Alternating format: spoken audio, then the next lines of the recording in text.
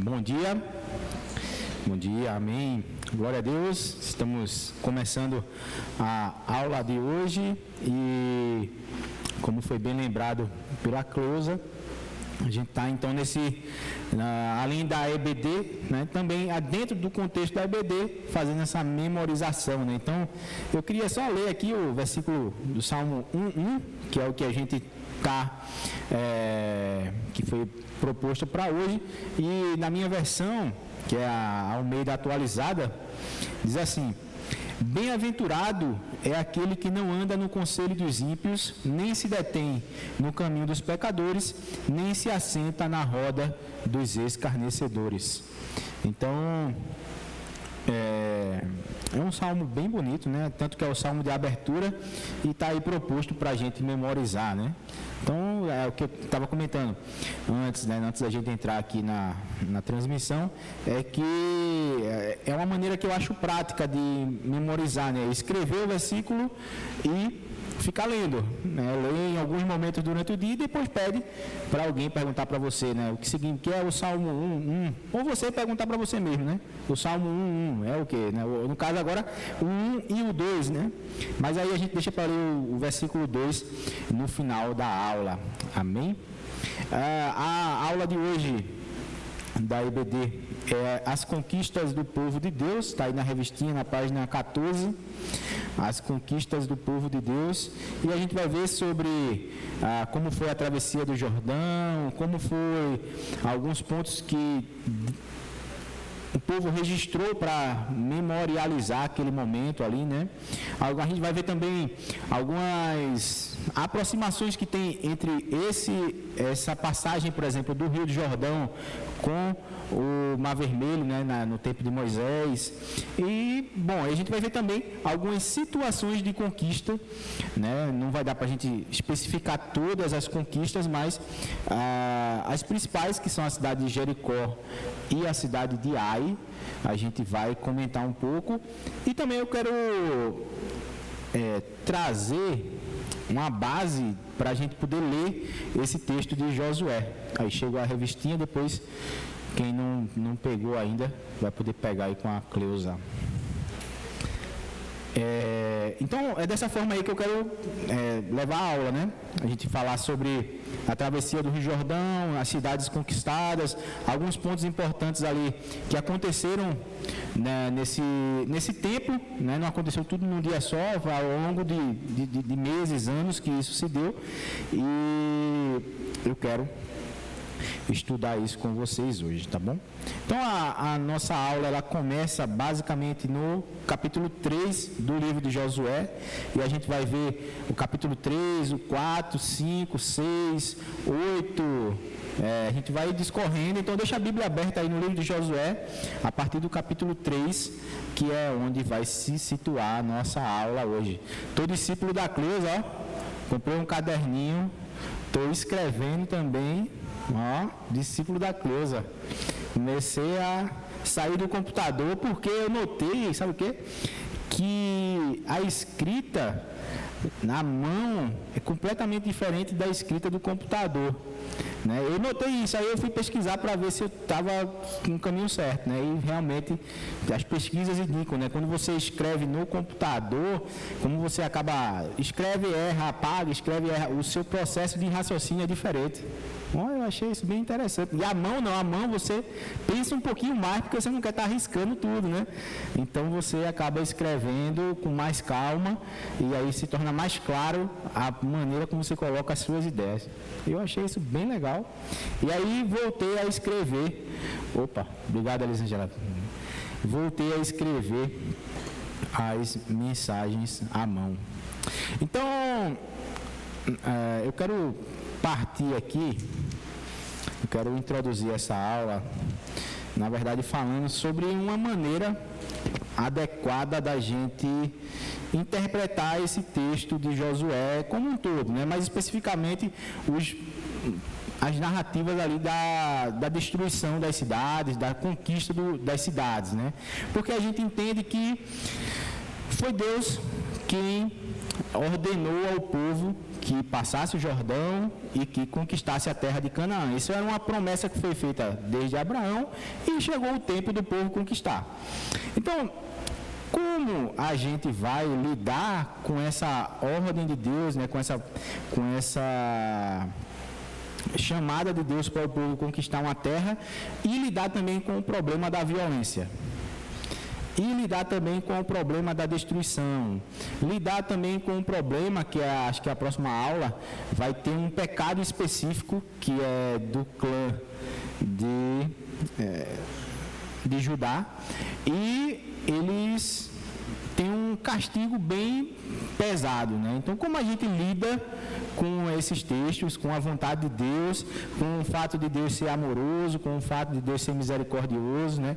Então, isso aponta já assim de cara para algumas dificuldades de interpretação que a gente acaba tendo, né? Ou a gente lê e talvez não pegue tanto essa questão da violência, mas chama a atenção alguma coisa ali, que a destruição foi grande, né? Então, esse texto de Josué, né, ele está envolto nessa narrativa que é sombria, que fala muito de morte, que fala muito de violência, que fala muito de sangue, que fala de alguns pecados que foram castigados de uma maneira muito severa e que traz aí uma certa angústia quando a gente lê com um pouquinho mais de calma, né? Então, é necessário a gente trazer à memória que toda conquista, ela é difícil nesse sentido, de se interpretar, do ponto de vista histórico, do ponto de vista social, né? Porque toda conquista, ela envolve alguém que ganha e alguém que perde. Ela envolve alguém que perde a vida, alguém que ganha a terra, alguém que ganha as virtudes daquela terra, ganha a guerra, né? Então ela sempre vai envolver vencedores, perdedores, sempre vai envolver sofrimento e alegria de um lado e do outro, né? Então, nesse sentido, os acontecimentos da Bíblia não são diferentes, né? E eu acho muito interessante o fato de que Deus decidiu registrar isso, né? Ordenar que isso ficasse registrado na história. Por quê? Porque senão ia parecer que Deus era um Deus bobinho, né? Que poderia ter feito isso de uma maneira completamente diferente, tipo, Deus poderia ter ordenado que isso acontecesse com uma solenidade, por exemplo, entre os povos. Poderia. Deus, na sua soberania, poderia ordenar uma solenidade em que houvesse uma festa e aí os povos que habitavam a terra de Canaã dissessem: olha, a gente está indo embora, vamos deixar tudo para vocês aí, nem precisa queimar a cidade, né? Nem precisa matar ninguém, não, vamos deixar esse negócio de violência para lá, né? Mas não foi assim. E não foi assim porque não poderia ser assim. Então, a gente não pode romantizar essa narrativa. É uma narrativa que é assim mesmo, que é difícil. E ela fala sobre homens, mulheres, crianças, animais que foram mortos. E aí, como é que a gente vai lidar com isso? Será que havia outra maneira para Deus fazer esse julgamento, né, que na verdade é o que está ocorrendo, é o julgamento do povo cananeu na sua terra, né? É um povo que durante vários séculos, como Cleusa explicou na última aula, eles foram construindo o seu sistema de adoração no politeísmo e no afastamento de Deus, do Deus Criador, né? Eles foram criando outros deuses para adorar, dos quais principais era Baal, né? Então, Deus explicou como era o sacrifício, como era o sistema religioso da época. E aí, a gente, quando olha para esse texto, qual é a mente que a gente tem hoje? Né? No século 21, a gente tem uma tendência a racionalizar isso, a romantizar e a relativizar também essa situação, né, esses fatos aí. Romantizar no sentido de que Deus é muito bom, então ele não concorda com o mal, e é verdade. A gente também tende a relativizar isso no sentido de que, tipo, eu prefiro crer somente que Deus é bom e que isso aqui, vamos deixar essa questão aqui de lado, né? E a gente acaba podendo não ler isso da maneira adequada, né? Então, irracionalizando no sentido de querer entender, talvez, todas as coisas, também não é possível. Não é possível a gente captar todos os detalhes dessa história. E aí, qual é a melhor maneira, então, da gente lidar com esse problema, né? Eu vou ler o que eu anotei aqui. E aí eu escrevi o seguinte, que consciente de que, pela vontade de Deus, as conquistas do povo se deram por esse meio da violência e da morte. E não é fatalismo a gente concluir que não havia outro meio. Por quê? Na continuidade dessa história, ou seja, a história não parou aqui, houve uma conquista, houve uma guerra, houve um sofrimento, uma guerra não, houve vários relatos, né, dessa conquista, a história não terminou aqui. Então aponta que há uma continuidade. Então na continuidade dessa história a gente vislumbra quem? Jesus. E Jesus vai ensinar o quê? O amor aos inimigos, vai ensinar sobre o ódio, sobre a ira, sobre a vingança, sobre o sofrimento, sobre as necessidades, sobre o reino de Deus. E isso está mostrando que não é possível existir uma criação de identidade de um povo, como estava se construindo aqui na nação de Israel, sem que haja uma continuidade. Essa identidade, Deus não pegou e disse, vocês serão assim a partir de agora. Pum! Como se fosse uma grande explosão, né? E aqui eu estou realmente unindo essa ideia da explosão da criação com a explosão da identidade do povo. Não foi assim. É uma continuidade na história. Era um povo que não existia, que se formou a partir da família de Jacó, dos 12 filhos, as 12 tribos, as famílias geraram um povo e Deus estava imprimindo neles uma nova identidade de adoração, de serviço, de missão, né? Então, essa identidade não se dá nesse vácuo de tempo, né? Simplesmente aconteceu, simplesmente foi assim. Mas, conforme nós entendemos a Bíblia, eu falo nós no sentido bíblico, no sentido batista, no sentido cristão da palavra, nós, a gente entende que existe uma revelação progressiva de Deus. A Bíblia é um todo, de 66 livros, certo? Que vai contando a história e revelando a vontade de Deus dentro dessa história. Então, a gente entende também, e precisa, pelo menos, trazer isso à memória, que essas estratégias de conquista, ou seja, por meio da morte e da violência, não representam a totalidade da vontade de Deus. Ela foi vontade de Deus nesse contexto, nessa situação. Por que eu estou falando isso? Porque na história do mundo, né, se registra, por exemplo, que houve princípios por meio da Bíblia para a Segunda Guerra Mundial, por exemplo. Houve princípios aplicados de forma errada a partir da Bíblia para o apartheid. Então, e para outras maneiras de manifestação de injustiça também, né? Então, essas estratégias não representam a totalidade da vontade de Deus, mas o meio pelo qual Deus demonstrou poder para o seu próprio povo e para as outras nações naquele contexto, né?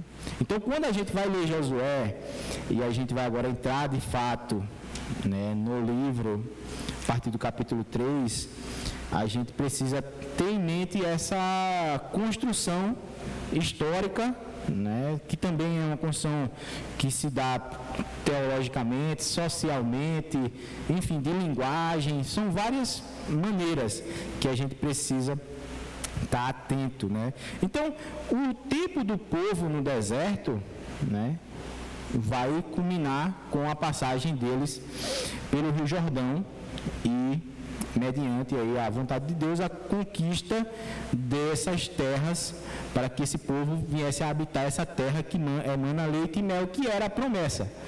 Então, chegou o momento de conquistar. né? E aí, a travessia no Jordão, o que representa para essa nova geração? Né? De acordo com a vontade de Deus, que eles tinham um certo conhecimento a partir ali da tradição que ia sendo passada, o que para essa nova geração representava essa travessia no Jordão? Qual é a semelhança dessa travessia, por exemplo, com a do povo que saiu do Egito? Né? E se a gente comparar esses acontecimentos, o que é que a gente vai ver? Por exemplo, lá no Êxodo, né, quando fala da... Deixa eu deixar essa caneta aqui. No Êxodo, quando a gente lê sobre a passagem do Mar Vermelho, por exemplo, a gente vê que a ordem de Deus para o povo é para marchar. Diga ao povo que marche. Não se preocupe com o exército que está vindo atrás, mas diga ao povo que marche. Em Josué, no capítulo 3, né, não vou começar a citar muitos versículos, mas daqui a pouco a gente vai ler alguns, a ordem é para seguir a Arca da Aliança. Então a gente percebe um paralelo. A ordem é para marchar. Diga o povo que marcha aí, Moisés. Josué, diga ao povo que siga a Arca da Aliança. Fiquem a certa distância para que eles não sejam mortos. E sigam a Arca da Aliança. No caso ali, a representação da Arca por meio do sacerdote era a presença de Deus e o povo deveria seguir em Moisés, obedientemente a Deus, para passar o Mar Vermelho também. Né? No caso também do Êxodo, a gente lê que Deus mandou Moisés estender as mãos sobre o mar e aí as águas se dividiram, né? Em Josué, quando os sacerdotes tocam a ponta dos pés no mar, no Rio Jordão, as águas também se dividem, né? Então, por exemplo, além disso, a presença do anjo de Deus, lá no contexto de Moisés, né, guiando o povo, a presença do anjo vai se dar também em Josué, nesse caso após a passagem do Rio Jordão, quando vai falar sobre o príncipe do exército de Deus. Então são aproximações que de alguma forma estão mostrando para essa nova geração que o mesmo Deus que havia libertado e livrado o povo lá do Egito é o mesmo que continua com essa nova geração. Né? E o mais interessante... Espera aí, Cruzão.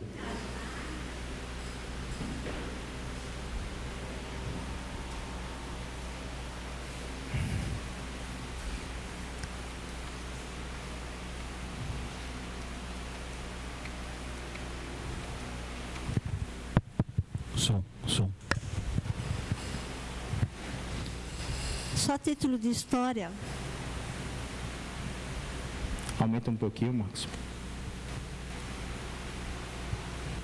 Vê agora a coisa. Não, tá, acho agora. que deu.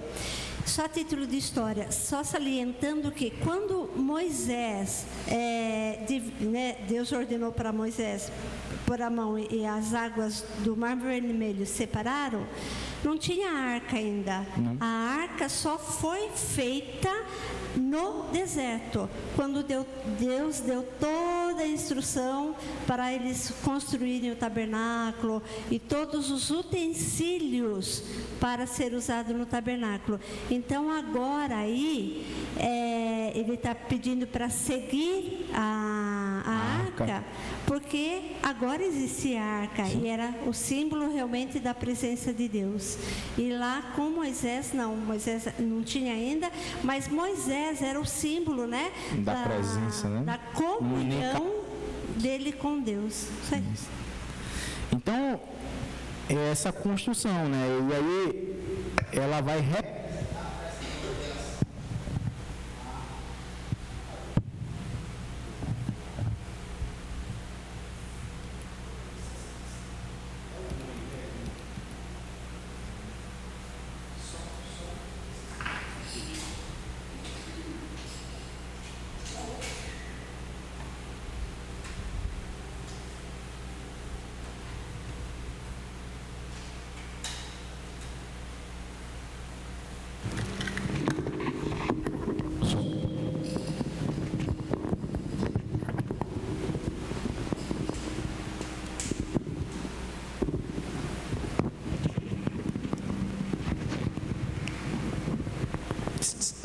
Beleza. Ela vai representar... Pode baixar um pouquinho. Ela vai representar, então, para essa nova geração, a soberania de Deus, né? O agir de Deus no meio do seu povo, né? E é uma efetiva conquista dessa soberania, né? Por exemplo, em Josué 3,10 vai dizer assim: nisto vocês saberão que o Deus vivo está no meio de vocês, e que sem falta expulsará diante de vocês os cananeus, os heteus, os heveus, os ferezeus, os girgazeus, os amorreus e os jebuseus. Ou seja, sem falta Deus vai demonstrar essa soberania, né, esse poder dele nessa nova geração também. Que, aliás, vai ser bem interessante Deus falando diretamente a Josué e confirmando: olha, Josué, agora eu vou engrandecer você diante do povo, né? No livro de Josué vai falando muito isso ao longo dos capítulos. Agora eu vou fazer de você, vou mostrar a esse povo que eu chamei você, eu vou engrandecer você diante do povo, assim como eu fiz com Moisés. Ou seja, essa ideia de continuidade. Então, essa travessia do Mar Vermelho, do Rio Jordão, vai representar o mesmo que aconteceu na geração que saiu do Egito e que morreu no deserto, vai representar também para essa nova geração que veio, né, que nasceu no deserto. E aí Deus ordena que eles se preparem para isso. Por quê? Porque não é possível a gente fazer certas atividades, né? Ou melhor, não é possível a gente servir a Deus, né, de qualquer forma. É preciso se preparar, né? E aí Deus manda que eles preparem a comida, preparem os guerreiros, se organizem, né? E Deus dá um prazo de 3 dias aí em Josué capítulo 3, versículo... Contudo deixem... Versículo 2, né? Ao fim de 3 dias, os oficiais passaram pelo meio do arraial e deram ordens ao povo.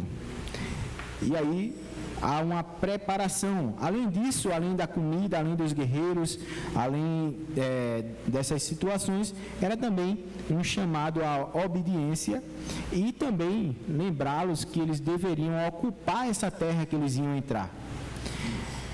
E o ponto mais importante nessa preparação está aí em Josué 3, capítulo 3, versículo 5. Se alguém pode ler aí para mim, por favor. Capítulo 3, versículo 5.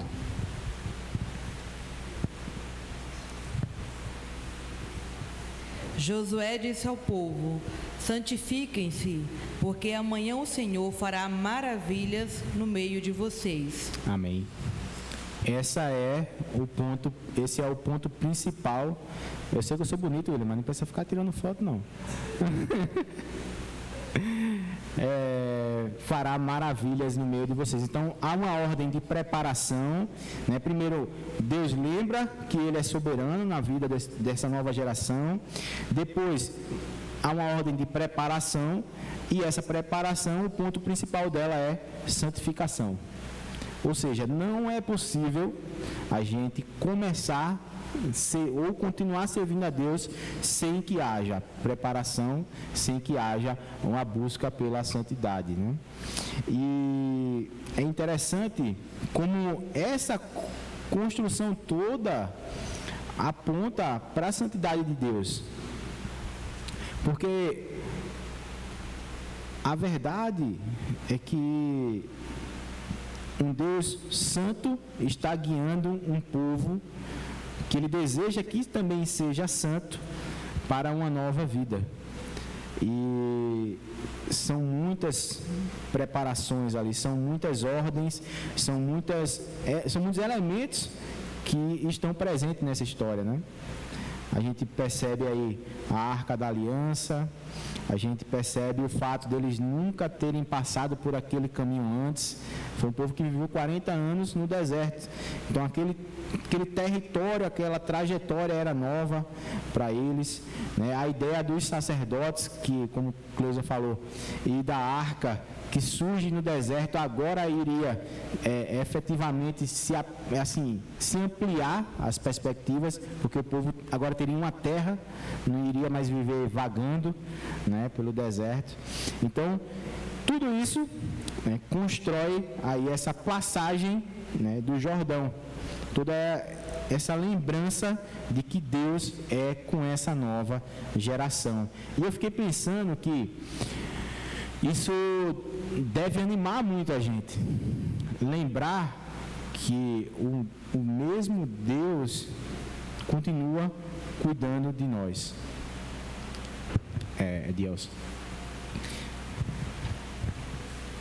E, irmãos, é interessante nós lembrarmos também de uma coisa interessante aqui nesse texto de Josué, quando Deus fala com Josué lá no capítulo 1, quando ele dá as diretrizes para ele, né, no versículo 6, onde ele diz assim: ser forte e corajoso, porque tu farás este povo herdar a terra, que sob juramento prometi dar a seus pais. Tão somente ser forte e muito corajoso, para teres o cuidado de fazer segundo toda a lei que o meu servo Moisés te ordenou. Dela não te desvieis nem para a direita nem para a esquerda, para que seja bem sucedido por onde quer que andares. Interessante o seguinte: quando o irmão falou que Deus é santo e requer que o povo seja santo, é um requisito também que lá em 1 Pedro, né? 1 Pedro, onde ele diz assim: sede santo porque eu sou santo. Entendeu? Quando nós fizemos a decisão e aceitamos Jesus Cristo como nosso Salvador pessoal, nós nos tornamos santos em posição de santo, mas isso requer que nós temos um processo, ou seja, a nossa vida em si de santidade, ela é processual. A santidade hoje do crente, ela é processual, ela é um processo constante, dia após dia. Isso tem que se evoluindo em nossas vidas, né? E essa lição, esse tema que o irmão está abordando hoje, ele é muito interessante nesse sentido da santidade, onde Josué ele pede aqui que o povo se santifique, para que Deus faça grandes coisas, né? Eu sempre usei um exemplo interessante na vida do crente. Imagine um prato que você usou para se alimentar, ele ficou sujo, você não vai usar novamente para outra alimentação, você vai ter que lavar ele, né? Deixar pronto para que possa se alimentar novamente. Assim é a nossa vida, ela precisa ser limpa constantemente para ser usada para um propósito, e assim Deus requer de nós. Amém. O Lucas falou mais cedo a ideia do buffet, né? Agora o Edielson falou a ideia do prato e eu estou com fome já, né? Falando de comida, só falta botar o churrasco no prato agora. E já pegando o gancho aí, né, do que o Edielson falou, essa questão da santidade, da santificação do povo, Deus sempre vai estar ordenando nessa história que o povo traga a memória, né? Memorialize, ou seja, vamos fazer uma regressão rapidamente. Desde Abraão, sempre a gente vai ver que eles construíam altares, né, para que aquele altar representasse a memória daquele acontecimento. Então a gente vai ver isso em Abraão, em Jacó, em Moisés também, assim que o povo passa o Mar Vermelho, a gente vai ver essa constante ideia de memorializar os acontecimentos para que eles sejam lembrados pelas próximas gerações. E aí, no capítulo 4 agora, Deus vai ordenar que aconteça esse mesmo rito, né, esse mesmo rito simbólico de memorialização, que tira 12 pedras, né, do Rio Jordão, onde os sacerdotes estavam, e constrói um altar com essas 12 pedras. Então, os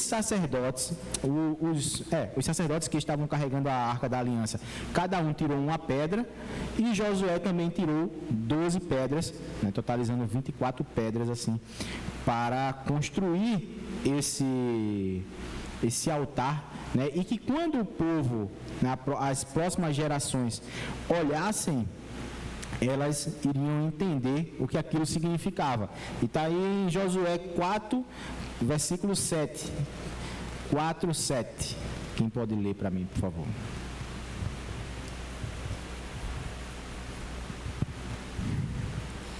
Então lhes direis que as águas do Jordão se separaram diante da arca do concerto do Senhor, passando ela pelo Jordão. Separaram-se as águas do Jordão, assim que estas pedras serão para sempre por memorial aos filhos de Israel. Amém. Serão para sempre por memorial aos filhos de Israel. E é fato que as pedras, elas até podem não estar mais lá na posição, né, da onde foi colocada, mas pela palavra esse acontecimento foi memorializado e se tornou eterno. Então, essa é a importância da gente memorializar, né? E por esses dias eu ouvi uma frase que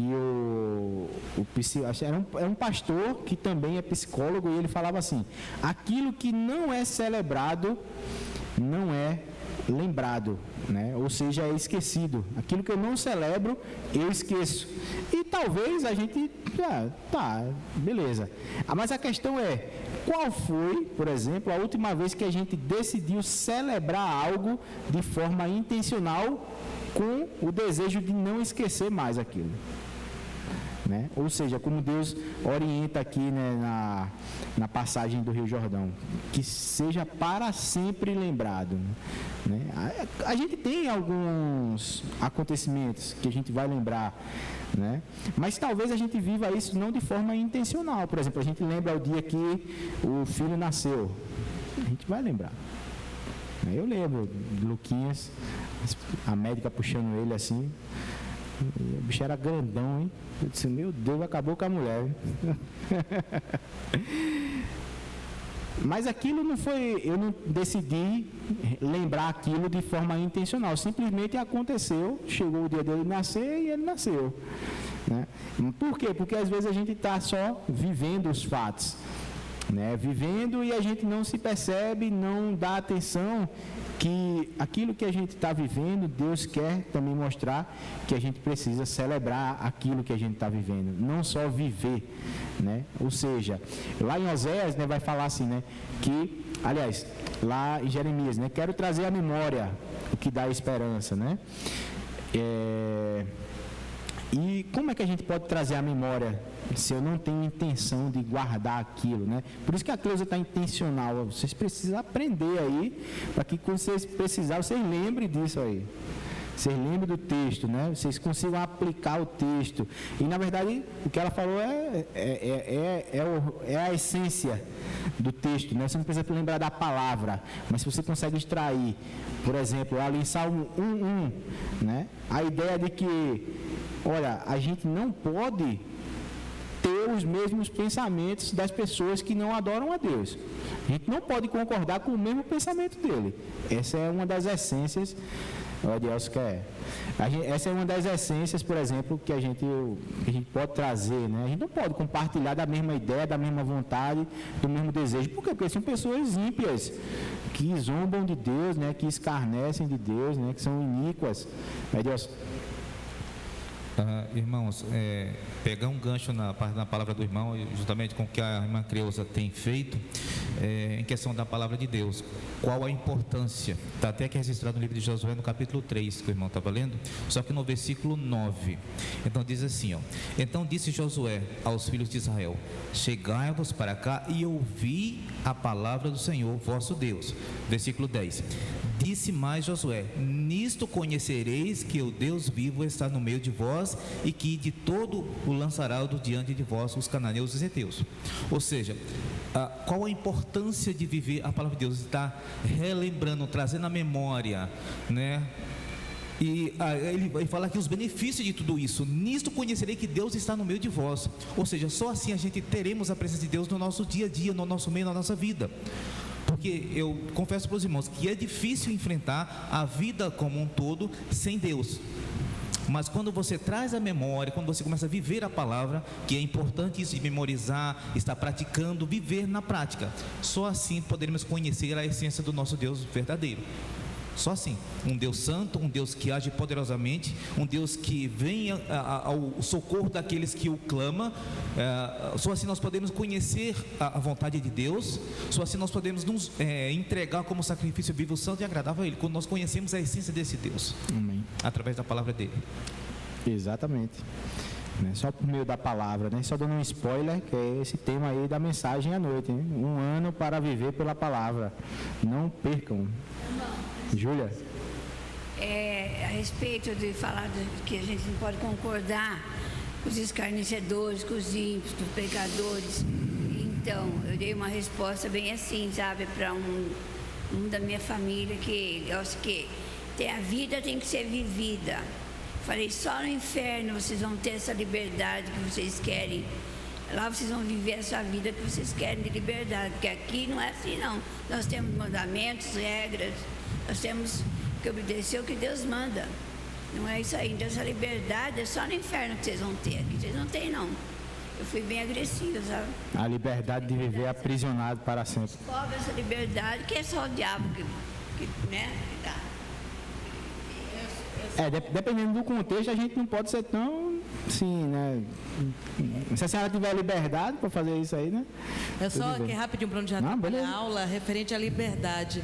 Eu vi essa semana, né, num vídeo do pastor Cláudio, que ele fala, liberdade é quando você faz o que você não quer, faz o que precisa ser feito. Então isso é liberdade. Eu achei interessante, porque às vezes acho que fazer o que você quer, tudo de errado, isso é liberdade, não, isso é escravidão, porque você não tem controle. Agora, liberdade é quando você nega o que você quer fazer e faz o que precisa ser feito. A vida largada, aí solta, a Deus dará, né? Então, essa vida Amém. aí, eu falei que só no inferno que a gente vai ter, se quiserem. Eles se aproveitem lá, quiserem,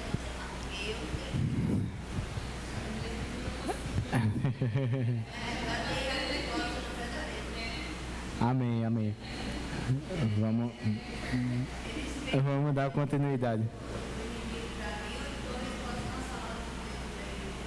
Vamos dar continuidade. Bom, para a gente não fugir do tema, né? A gente tem que ter o tema da liberdade.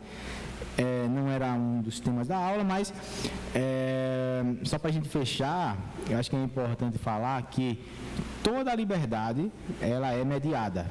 Não existe essa liberdade incondicional que algumas pessoas querem propor, por exemplo, no nosso tempo. Toda liberdade é condicional a alguma coisa, a alguém. Não existe isso, né? Não existe. O que muitas pessoas fazem é, então como é que vocês em Jesus são livres? Algumas pessoas colocam, né? Bom, o fato é que a gente é livre em Jesus para viver para Ele, para viver para a glória de Deus. E aí a gente não se preocupa mais com as coisas que não são de Deus. Então, nesse sentido, eu tenho liberdade. É a liberdade para viver para a glória de Deus. E aí, voltando agora lá para a questão da memória, Deus vai ordenar, né, ao Josué 2 situações. A primeira é que o povo, essa nova geração, eles deveriam passar pela circuncisão, né? Os homens então deveriam ali passar pela circuncisão, trazendo mais uma vez à memória a aliança de Deus com o povo, né? E essa aliança, interessante, né? Deus estabelece uma aliança no corpo. Romanos capítulo 3, versículo 1 e 2. Romanos 3, 1 e 2.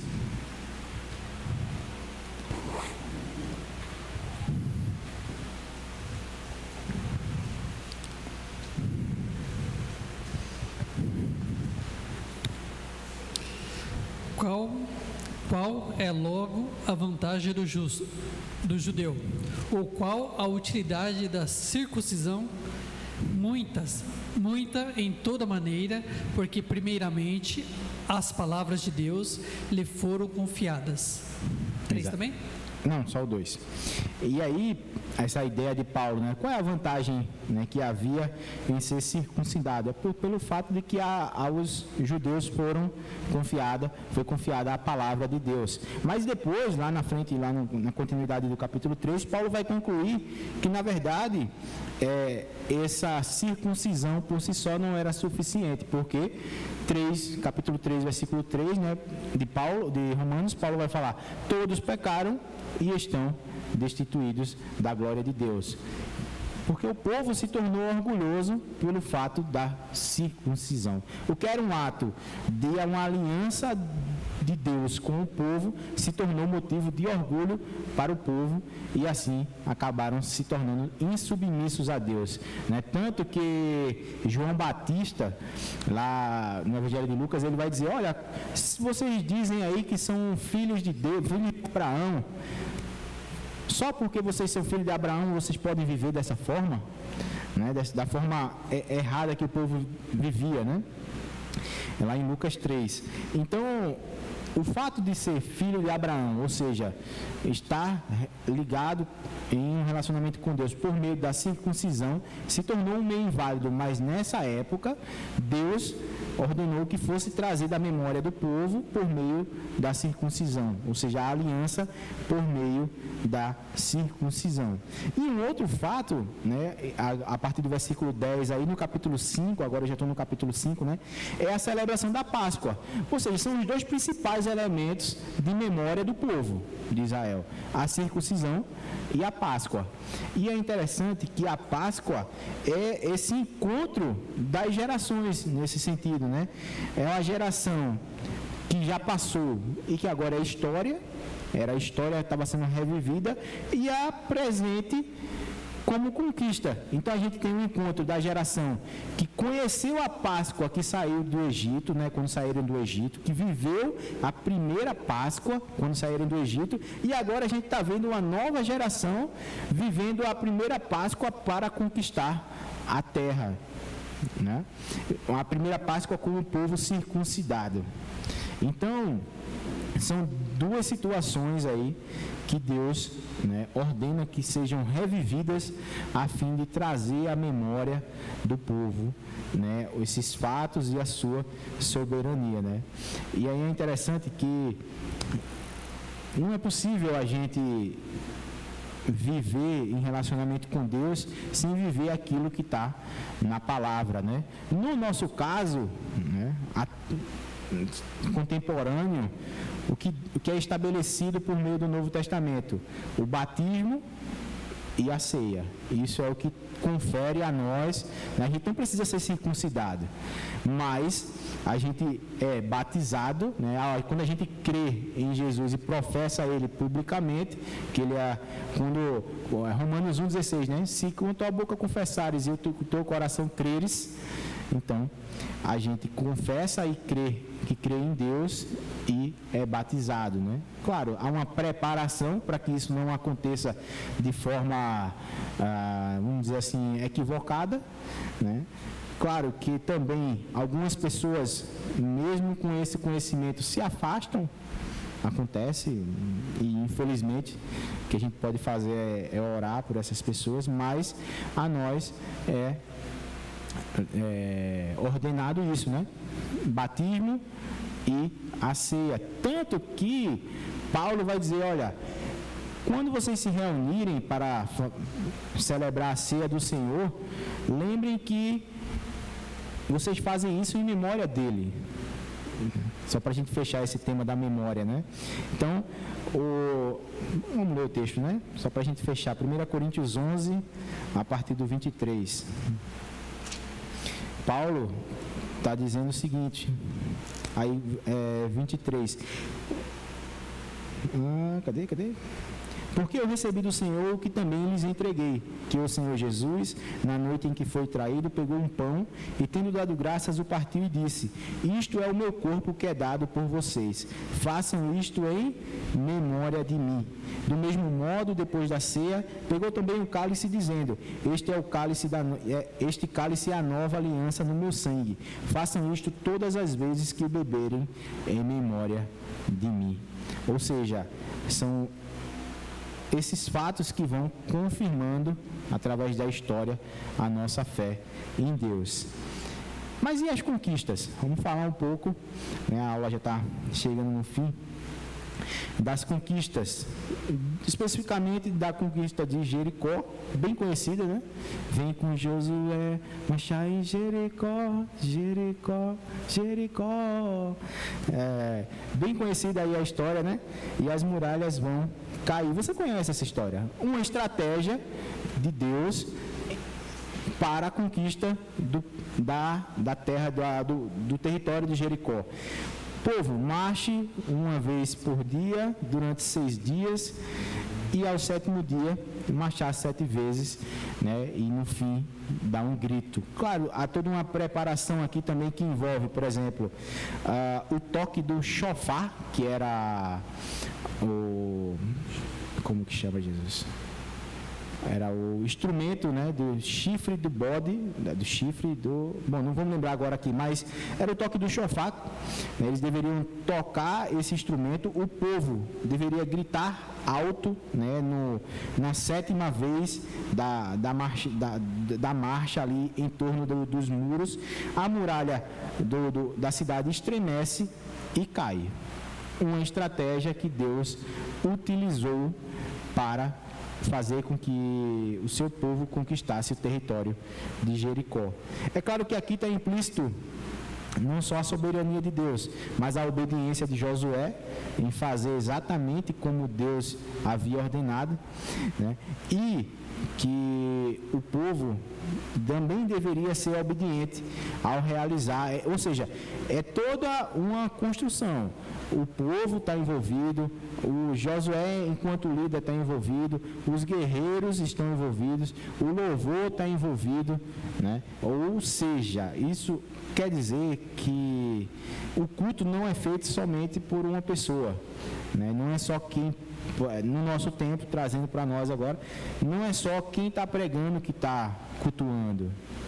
Todos nós, quando nos reunimos como povo, é para cultuar e adorar a Deus. E essa é uma das maneiras da gente entender também esse texto.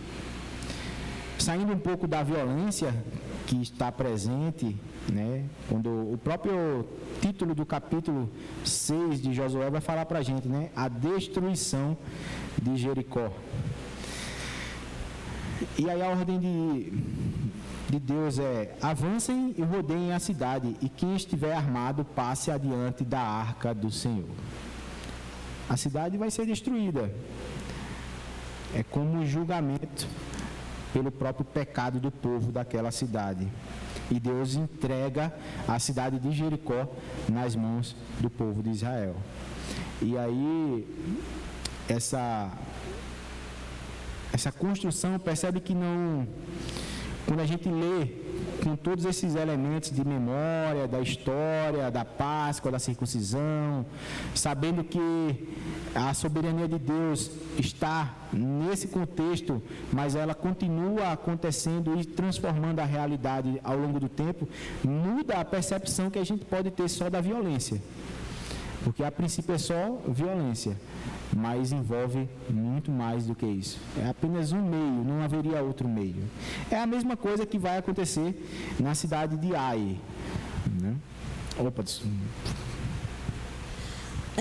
só uma observação, que a gente pode ver que realmente era a justiça de Deus para aquela cidade, era o pecado daquela cidade. Então Deus estava agindo, corrigindo, fazendo justiça para aquela cidade, porque com exceção de Acã, do que aconteceu em Ai, com Acã, todas as outras, e só nessa parte que houve Acã mesmo, mas todas as vezes que o povo foi para conquistar, não teve uma morte sequer dos israelitas. Então, não houve essa coisa sangrenta. Não. Você vê que era a justiça de Deus mesmo sendo praticada naquela nação, e como Deus poupou os israelitas. Nenhum israelita morreu. Em todas essas conquistas, todas essas investidas, Deus esteve à frente, eles obedeciam a Deus e nada de mal acontecia com eles. Sim, sim. Eu me refiro à questão sangrenta em relação aos povos que foram destruídos, né? Porque senão eu entendo você, mas o que eu desejo mostrar com essa abordagem é que talvez nessa leitura a gente pode favorecer uma guerra a partir de Deus. E aí, nesse sentido, eu discordo, que eu entendo que Deus não favorece nenhuma guerra. Ele usou uma estratégia, um meio, né, que ainda está vigente no nosso tempo, né? Os povos ainda fazem guerras e mais guerras, né, para conquistar o território, né, trazer o seu povo para o próprio território dele, Deus. Mas eu compreendo isso. Dentro dessa fala do irmão da questão do povo que foi destruído, da questão da guerra sangrenta, é interessante salientar o seguinte, o que eu entendo desse ponto. O povo de Israel, ele ficou no Egito durante 400 anos de escravidão. Então, 400 anos, imagina só, dentro de uma cultura idólatra, né, que venerava vários deuses. Então, ao sair dali, a primeira ordem que Deus dá ali para o povo de Israel é: vá, leve o meu povo até o Monte Sinai para que me sirvam, né? E os 40 anos do deserto foi um tempo de aprendizado, de ensinamento, né, que Deus deu sobre o povo, sobre as suas leis, e mesmo assim muitos pereceram, muitos não obedeceram e foram destruídos. E a questão de outros povos também, o que é que eu entendo? Deus, quando Ele manda ali o povo de Israel guerrear contra outros para ter a conquista, também era a questão de preservar o próprio povo, do povo idólatra, porque se o povo, ele entra naquela nação, ele ia se contaminar, então ia se moldar com a idolatria, né, como aconteceu lá em Juízes, nós vamos ver lá na frente depois essa questão, que o povo, ele se contaminava com o pecado. Então, essa foi uma forma que Deus usou também para poupar e preservar o povo, também de se preservar cada vez mais, né? Sim. E quando chega em Juízes, né, por exemplo, vai falar lá no capítulo 1 que aquela geração que chega no período dos Juízes não conheciam mais o Senhor, né? E o povo vai sofrer, né, em várias... No tempo ali dos Juízes, por exemplo, parece sabe quando a gente faz o eletrocardiograma, né? Fica aquela coisinha assim. Pronto, que ele sobe e desce, parece mais ou menos a fé do povo. Tem hora que eles estão crendo, tem hora que não estão crendo, né? Então, mas para a gente fechar, a conquista de Jericó e a conquista da cidade de Ai, né? Que Cleusa vai falar o pecado de Acã aí na próxima aula, são os dois principais relatos que o livro traz, né? Os demais relatos sobre a conquista, eles são assim: olha, chegou na cidade de Líbna, de Laquis, conquistou, depois foi para tal cidade e conquistou, depois foi para tal cidade e conquistou. São relatos bem curtos, de um versículo que não tem muito o que a gente explorar, mas nessas duas cidades a gente percebe a estratégia de Deus, né? A estratégia de Deus ordenada a Josué, que em Jericó, através do povo marchando, né, fez a muralha cair. Na verdade, também aponta-se alguns estudos sismológicos naquela área que há uma movimentação intensa naquela região ali de placa tectônica, que também possivelmente aponta que Deus tenha usado esse próprio movimento da criação para fazer com que o muro viesse ao chão, né? Mas claro, toda a construção do povo marchando, obedecendo, Josué liderando, os sacerdotes, o toque do shofar. Na conquista da cidade de Ai, a estratégia é de uma emboscada, né? Então, uma parte do povo vai atacar e volta correndo, enquanto a maior parte mesmo entra na cidade por trás, né, enquanto os guerreiros da cidade de Ai estão indo atrás de alguns israelitas, né, e aí queimam a cidade, destroem toda a cidade e põe fim a isso que a gente está comentando, né? A essa idolatria, a esse pecado, né? Uma forma de Deus fazer justiça, né? E é dessa forma que as conquistas aconteceram, né? Tanto do ponto de vista bíblico, mas que ainda costumam acontecer por meio da guerra, né? Não só a gente tem hoje a guerra na Rússia, né, e da Ucrânia, mas também tem guerra aqui no nosso território, eu não lembro agora o país especificamente, mas acho que é na questão ali da Venezuela, que também passa por uma parte do território brasileiro, lá em Pacaraima, lá no Roraima, né, que é um território de transição ali, que também está em pé de guerra, né, como a gente fala.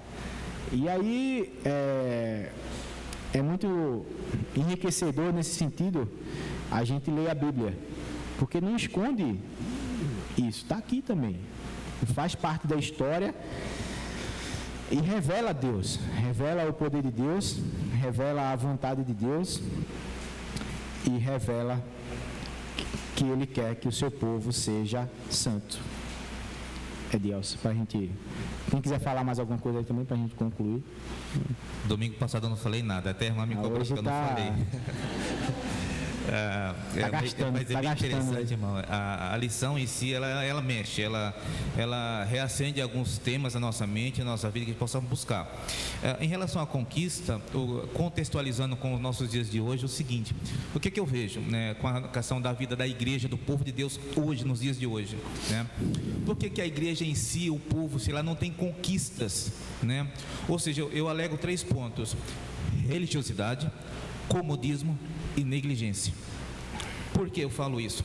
Dentro do texto de Josué aqui, no capítulo 1, que eu acho importante ressaltar, no versículo 8 e o 9, como a importância da palavra de Deus, né? Não cesses de falar deste livro da lei, antes medita nele dia e noite, para que tenhas cuidado de fazer segundo tudo quanto nele está escrito. Então farás prosperar o teu caminho e serás bem-sucedido. Não te mandei eu ser forte e corajoso, não temas, nem te espantes, porque o Senhor teu Deus é contigo por onde quer que andares. Ou seja, Josué, ele tinha a responsabilidade de dar esse suporte espiritual para o povo, ali, nesse versículo 8, né? Ou seja, esse princípio ele é central para todo o esforço e empreendimento espiritual, ou seja, profundo entendimento e aplicação da Escritura em todas as áreas da vida. Ou seja, precisamos fazer isso, né? Como a irmã tem salientado a questão de decorar o versículo, de viver intensamente cada ponto que diz a Bíblia, para que possamos conhecer realmente a essência de Deus e ter acesso a essas conquistas, essas vitórias que a Bíblia tanto nos dá, né? Nós deixamos de receber por negligência, porque nós não buscamos, né? A própria Bíblia diz que o povo de Deus é destruído porque lhe falta conhecimento, porque não busca conhecimento ou busca conhecer o próprio Deus. Só quero falar, irmão, referente a relembrar, né? Voltar, trazer aquilo que traz esperança, fazer aquilo que traz esperança, trazer na mente, né? Então nós temos a festa da Páscoa, temos o batismo, que a gente batiza uma vez só, né? E também nós temos o dia da ceia, né? Então eu estava pensando no momento que o irmão estava falando, que muitas vezes a gente passa batido sendo metódico, né? Por exemplo, quando tem dia de ceia, a gente simplesmente, aquele momento que o pastor nos conduz para a gente refletir sobre nós mesmos, enfim, orar, a gente faz naquele momento. Mas por que não intensificar esse dia, né? Em oração, né? Em jejum, porque não é um dia qualquer, né? Me embananei aqui. Tudo bem. Então, assim, trazer a lembrança das coisas de Deus, tem que tirar esse jeito metódico de a gente fazer as coisas, fazer com mais intensidade, né? Com mais adoração, com mais santidade. Então, assim, eu estou falando por mim, né? Eu não sei como cada um age assim no dia da ceia. Eu sou muito metódica e eu procuro em Deus agora refletir sobre este dia, né? Que a gente traz em mente um dia que Jesus, né, deixou para que servisse de exemplo de ação, de prática até a volta dele. E a Páscoa também, a gente fica naquela euforia de Páscoa, de festa, de feriado e tudo, que também a gente acaba passando batido. É mais um evento, é mais uma festa onde a gente se preocupa mais em encontrar com os familiares, fazer evento na igreja, mas não para refletir, para orar, para até pedir perdão, né, a algum familiar, alguma pessoa da família, e também fazer a prática do jejum, né, porque realmente foi um momento de sacrifício por nós. Né, uma atitude, uma ação que nos promove a eternidade, né, Jesus crucificado. Então, muitas vezes também a gente cai nessa questão da metódica. É Páscoa, e muitas vezes a gente deixa de viver um momento com mais intensidade porque a gente colocou aquilo como um método, como um ritual, como algo que deve ser feito, precisa ser feito. E a gente esquece de viver de fato com mais intensidade essa lembrança que nos traz esperança. Amém. Alguém quer falar mais? Amém. Amém. É interessante, né, como cada pessoa pega um ponto, né, do tema, né, e acaba fazendo conexões aí para as próprias reflexões, né, que Deus possa abençoar vocês, né, nessas reflexões. Para a gente encerrar, eu já ia esquecendo aqui, ó, Salmos 1, versículo 2. Eu vou ler, a gente vai ler, vamos ler todo mundo junto, né? Eu vou lendo e a gente vai. Pelo contrário, vocês. Então, vamos fazer assim, peraí. Vamos ler o 1 e o 2, né? Acho que é mais prático, né? Bem-aventurado. Peraí, vamos recomeçar, né? Tá meio muxoxo esse negócio. Vamos lá. 1, 2, 3, né? Bem-aventurado é aquele que não anda no conselho dos ímpios, não se detém no caminho dos pecadores, nem se assenta na roda dos escarnecedores. Pelo contrário, o seu prazer está na lei do Senhor, e na sua lei medita de dia e de noite. Acho que vamos fazer os slides, né, Cleusa? Para a gente pôr aqui no fim da aula, né? Fica mais prático para a gente, né?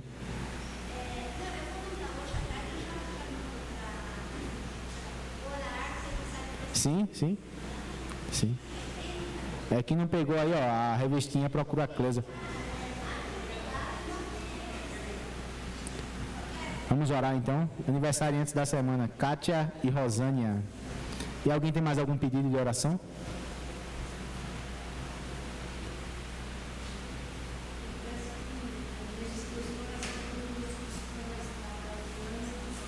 Adriano e Edivaldo, tá.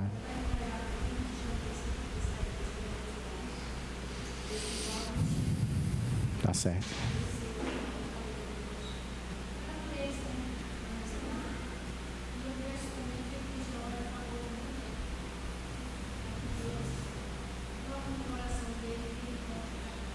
Tá bom. O nome dele? Carlos Eduardo. Beleza. Nilo.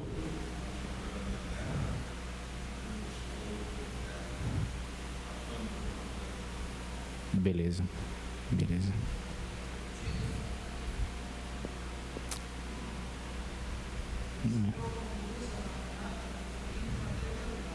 Amém. Renata, sua filha, né? Beleza.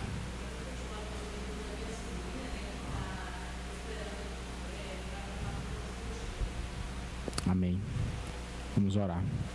Senhor, muito obrigado por esse tempo de aula, por esse momento de conhecimento que a Tua palavra nos possibilita, que cada um dos irmãos possa refletir sobre esse tema e ser guiado pelo Teu Espírito Santo para chegar e avançar na sua própria santificação, na sua própria busca pelo Senhor, na sua própria busca pelo conhecimento da Tua palavra, Pai.